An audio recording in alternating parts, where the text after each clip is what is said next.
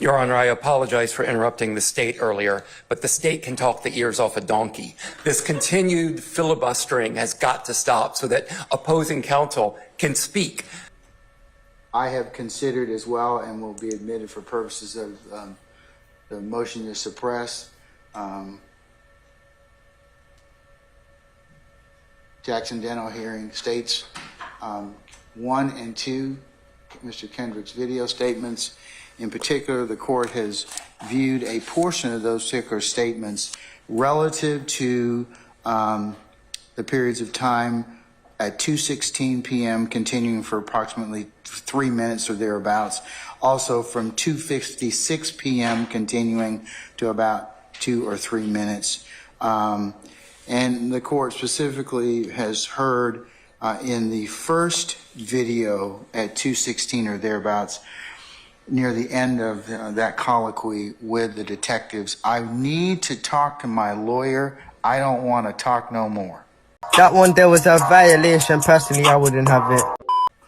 And at the second video,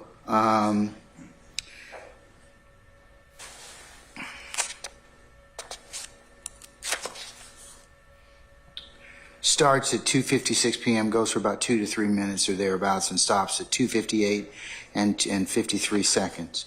Your Honor, may I address the court? No, I want to make my ruling, okay? I haven't presented any evidence. We don't care. I can take this on argument, and that's what I'm going to do. I'm going to, in terms of the what's been admitted for the court's consideration, that particular portion of the video is what I need to focus on. What I need to focus on is whether or not Mr. Kendrick was in custody, whether or not Miranda was appropriate at that point in time, and whether or not he invoked his right to counsel. And whether he reinitiated it. Yes. You have the officer to talk about that. I don't need that at this point in time. I really don't. What did he say? I'm of the opinion. I also had a chance to take a look at Mr. Uhalski sent me as well, and I'm sure the other counsel got a copy of the United States versus Kendrick, both the district court order, which was a hearing in front of Judge Alan Baberman, the United States magistrate, and then Judge Mark Cohen, the United States District Court judge. And then the appellate opinion was an opinion based on sentencing. Mr. Kendrick appealed the severity of his sentence. So I'm taking a look at the appellate order, at the trial court order from Judge Cohen, adopting Judge Baberman's findings. Right. And I make it during the course of page two, during the course of over 2 hours of the initial interview, defendant did not ask to speak to an attorney. At some point during the interview, Detective Joe Galpin, who was investigating a separate homicide incident, entered the room. Defendant then indicated he wanted to talk with his attorney, and questioning stopped. So Judge Baberman, I can't tell whether or not he took into account what I heard on the video, which was, I need to talk to my lawyer. I don't want to talk no more. Emotional damage. That is equivocal to this court, me, Judge Glanville, that he invoked his or withdrew his consent at that point in time and did not wish to speak to law enforcement officers anymore. I understand the state's argument about parsing it out, asking for clarification, but I think that once he's, with the appellate, case law that I've looked at, in Paldo and others, he has invoked his right at that point in time, and it's this court's opinion that anything thereafter would be inadmissible. Your Honor, the court also found that he reinitiated. Let me explain to you why I don't care. And that was what. But that's their issue. That's not my issue. Your Honor, I'm not. Okay, and to your point earlier, Judge Cohen and Judge Baberman, I can't tell whether or not they listened to what I heard, but you're only as good as the information that you're given. Right. So it doesn't say on this particular order that that's what they relied upon. It just says he wished to talk, some point in time, he wanted to speak to his attorney. Now, I'm of the opinion, this court's of the opinion that Questioning needs to stop. He's unequivocally revoked. And you can't pick and choose at this point in time whether or not it's to this particular crime or any other assertion. So that's why I'm going to suppress it. Boy, ain't no way, boy. And Your Honor, Your Honor, with respect to the statements that were made after that time, we do have, as I stated, Investigator Thorpe to tell the court on the record, present under oath. We do not care. That it was not Detective Thorpe. It was the defendant that reinitiated the conversation with Detective Thorpe. Our representations to the court are not evidence. And since the state has the burden of proof. Okay, but I've seen the video at this point in time. Video does not encompass when the defendant actually reinitiated contact. But the problem is he invokes, and then we don't know what goes on in the 45 minutes, but we come back afterwards, and at that point in time, you don't get to eat your cake, have your cake and eat it too. It's once he invokes, that's it. It's over. Your Honor, they should not be bringing him back at that point in time and asking, well, let me just clarify a little bit about whether or not these statements were made to these set of detectives or to Galpin. It wasn't there in the room that I'm talking about, Your Honor. I'm talking about in the first, the defendant asked for a smoke.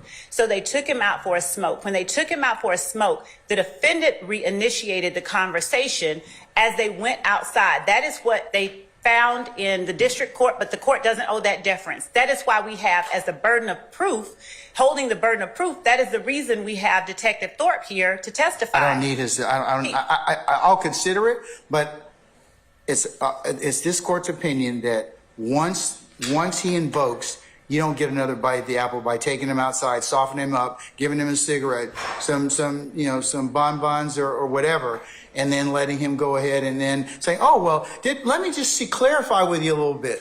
That's not how this scenario worked. I think that you all are just annoyed more so that your detective did something that he probably regrets now. What did he say? And that you all probably would not have told him to do. Don't interrupt this particular investigation or this particular hearing. What? Because what you did is you just now created a wrinkle that now I got to deal with, or whether or not the defendant has invoked his right to counsel. He has. And Your Honor, I'm not annoyed, Your Honor. I just have, with the burden of proof, we have a person who can speak to the issue rather than having us, sort of speculate as to what happened, because it's not, as the court at this time has indicated that it sees, which is that we softened him up with things. That's my ruling. And prepare an order suitable on my directives, Mr. Yes, Your Honor. Thank you. Mr. Your Honor, we have not presented any evidence regarding what happened in the Sally Port. Would the court permit the state to present evidence of what happened when they went upon the defendant's request to get a cigarette?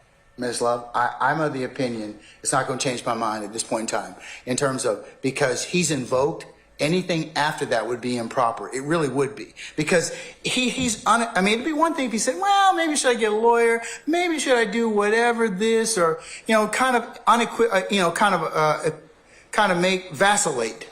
But he's pretty significant in the sense of, I need to talk to my lawyer. I don't want to talk to no one. And Your Honor, our case law shows that even when that happens, when the defendant reinitiates the conversation and communication, that the court has found that those statements made after the defendant reinitiates conversation, as unequivocal as his initial assertion was, when the defendant reinitiates the conversation, the statements that he makes are not to be suppressed. And in this case, the defendant reinitiated the conversation, not the officers.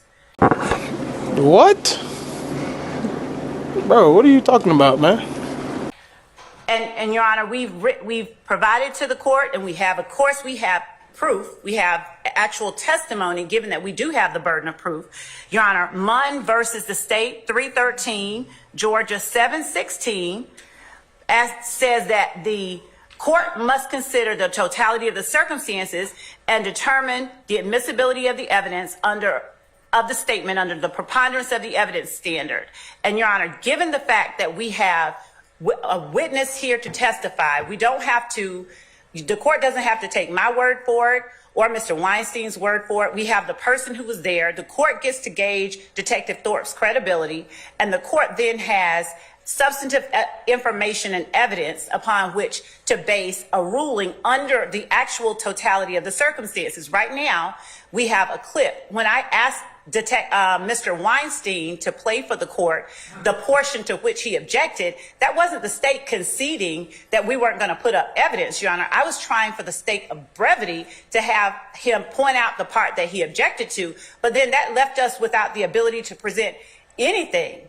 And we weren't stopping there. We were just showing to the court where he was arguing, the points that he made to us that he wanted to contest. So we would like to present actual evidence to show under a totality of the circumstances. I got the evidence. It's been admitted. The two videotapes are sufficient for the court's analysis at this point in time. Sir, anything That's else? your ruling. Thank you. I have nothing to add, Your Honor. All right. And Your Honor, what happened with the Sally Port, the conversation being reinitiated by the defendant, that actually happened, and we have the proof here to show it to the court. Well, based upon what you've argued so far, and that in this particular circumstance,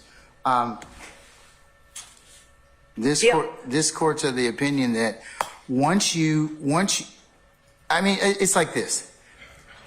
Once you initiate your right, or you revoke your right to be examined and have counsel and to have counsel present at that point in time, the courts are very, let's just say, cautious about reinitiation at that point in time. And at that, you all presented to me what was the salient point of this particular issue is. So if I believe at this point in time that he's invoked unequivocally his right to counsel at this point in time, the questioning is supposed to stop. You're not supposed to go out and get cigarettes and do everything else. It's supposed to stop. I mean, that's this court's opinion. So, and that's my ruling. And Your Honor, the thing is that, Your Honor, we did not. You're arguing with me now, Ms. Love. So can we stop at this point in time? Your Honor. If you have other evidence independent of this, I'll consider it at the appropriate time. And we do, and that is what I was asking. So if the court will permit me to actually introduce the evidence that we have, as the court in State versus Paldo 309 Georgia 130, where it says a suspect who asks for a lawyer at any time during a custodial interrogation may not be subjected to further questioning until the suspect reinitiates the conversation. And in that, they are citing Dozier versus the State 306 Georgia at 35, Your Honor, Edwards versus Arizona. And Your Honor, this is a 2020 Georgia Supreme Court case where it specifically says that a suspect who asks for a lawyer at any time during a custodial interrogation may not be subjected to further questioning, as the court has said, by law enforcement until an attorney has been made available or until the suspect reinitiates the conversation. Your Honor, at some point, Your Honor, I'm sorry, I'm talking, and I don't know why I am being interrupted. I will not stop. Hey. I was speaking. Ms. Love, y'all got. I'm sorry, I was speaking. Both y'all can't talk at the same time. I know, I was speaking, and I expect you allowed to speak when I'm speaking. Hey, both of you all need to just take it down a notch. And so, Your Honor, if I may finish, because I was the one speaking before Mr. Weinstein interrupted. But you continually engage in this pattern of behavior, Ms. Love. You don't want to accept my ruling. Your Honor, and I know you're being an advocate, but at some point, stop. Just stop. I made my ruling. Good, bad, or indifferent to you. You're going to win some, you're going to lose some. I do accept that fact. Okay, no, you don't. No, you don't.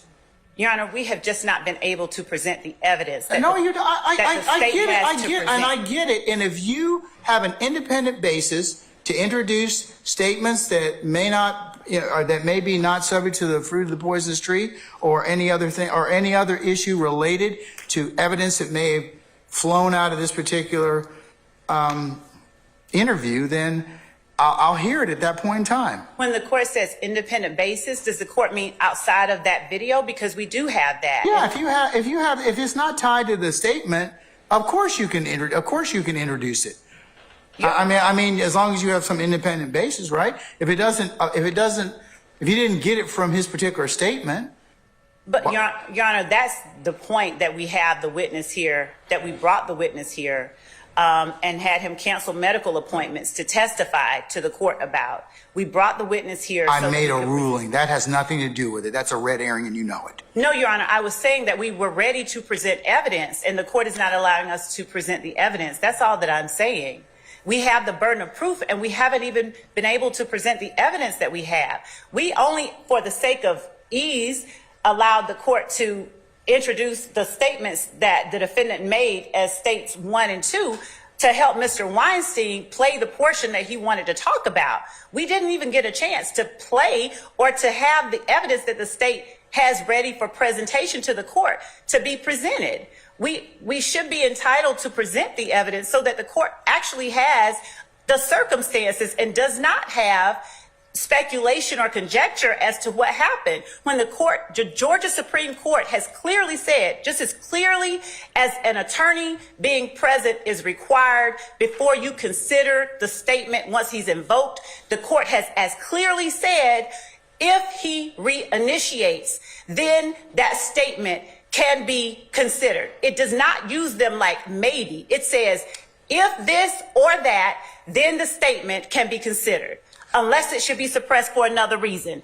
And that case, Paul Doe, is as recent as 4 years ago. And I'm not just doing this for the sake of engaging in a pattern of behavior, Your Honor. I am standing here emphatically asking that the court allow the state to present its evidence so that the court can make a ruling based on the evidence and not on the assertion by one party or the other as to what should or could be done. We have evidence that I believe that the state is entitled to present and the court is entitled to hear in the form of testimony. And I understand that Mr. Weinstein wants us to hurry it along and not hear Detective Thorpe because that might be an adverse position or evidence to his client's position.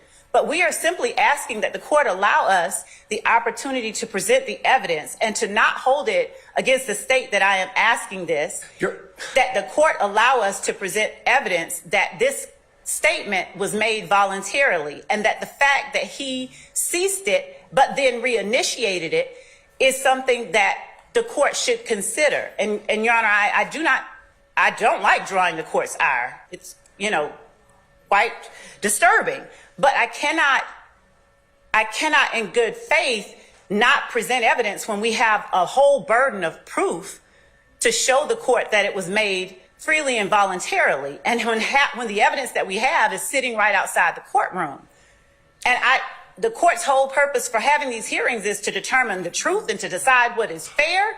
And without hearing from Detective Thorpe, I don't know how the court can discern what the truth of the matter is.